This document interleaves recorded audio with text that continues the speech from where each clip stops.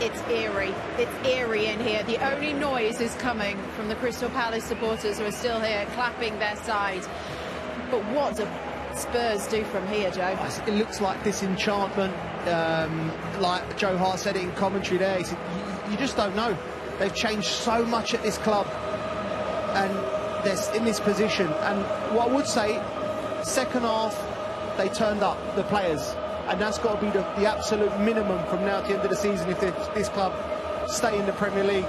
But it's just delusion and disbelief. But that's what it is. You know, if you flirt with it, the relegation, and you don't do the basics right, it will suck you in. The Premier League is ruthless. I think the reason it wasn't more is because Palace were in second gear, really. I think the game was over when Van der Ven was sent off. He was their best defender, got sent off. They had to make changes. They couldn't really get at them. Palace were by far the better side, and down to 10 minutes it was always going to be difficult, and Palace just managed to keep hold of the ball. They weren't brilliant, Palace, in the second half, but the game was done. It's a single point to the drop now for Spurs. Yeah, they're in it, 100%. If they thought that there was any chance that maybe they could win tonight and they would just be possibly just above it, they're right in the mix now. There's no doubt about that. We've got to give Palace their flowers as well. Palace turned up today in the first half and were absolutely brilliant. They did everything they were supposed to do. That man Sarr, superb. Wharton, fantastic in midfield. And Crouchy's right, they was in second gear, which probably enabled Tottenham to sort of make it look respectable. But even though you thought that Palace had players that could hurt you, you never really felt that Spurs, even with 11 men, could get a goal. There was not enough creativity. They weren't moving it quick enough. Palace had far more match winners in their team. Yeah, 100%. It's emptied out here very quickly from the Spurs fans, and the ones that are left are just sat there almost dumbfounded. It's like they can't actually believe what's happened. Yeah, and you do feel like that. You know, look at that poor young lady there. Football does that for you. These fans pay their good money to turn up, and what they want is they want players with commitment, desire, passion that match them. And when they don't feel like they get that, it could, you know, it's a horrible place to be.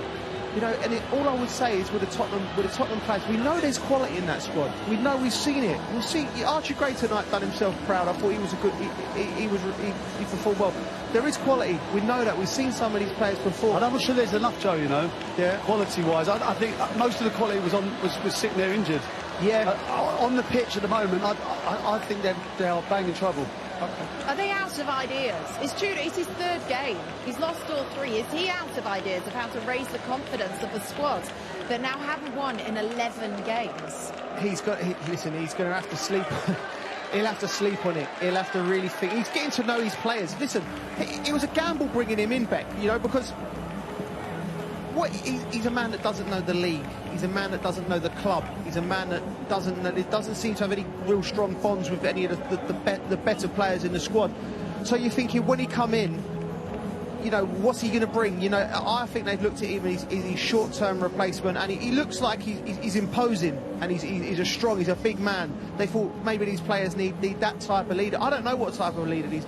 You have to question the group when you have different managers that have come in over the years, top managers, and they've not been able to get a tune. Yeah, I look at the influence Michael Carrick's had at Manchester United. Knows the club inside out, getting a tune out of the players straight away.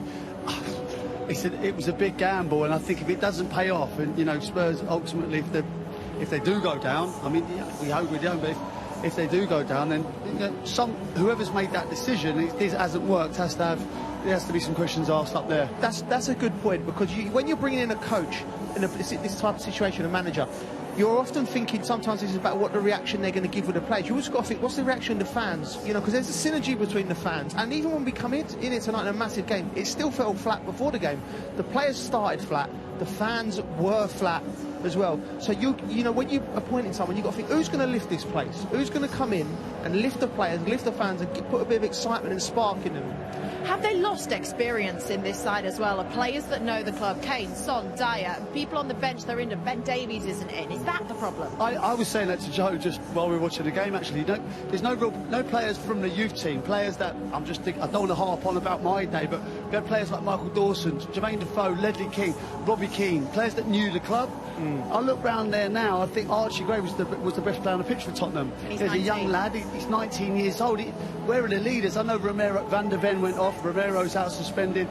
There's not enough leaders out there. Archie Gray played like a boy today who had the club in his heart and thought, you know what, I'm going to leave this pitch having covered every blade of grass, and it stood out an absolute mile. And when you've got a 19, 20-year-old doing that, then that's a problem. They miss Maddison, massively miss Maddison.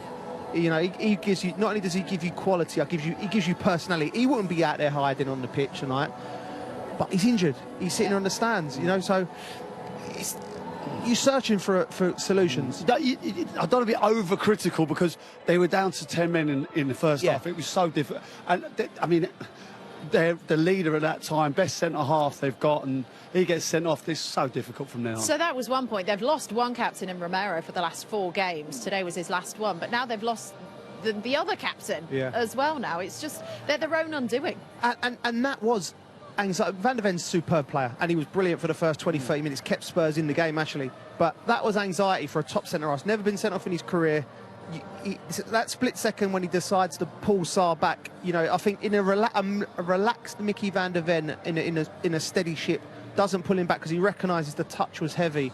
But there was so many occasions where they're making silly fouls when they didn't need to, turnovers of balls in the first half, and that all comes from confidence and belief.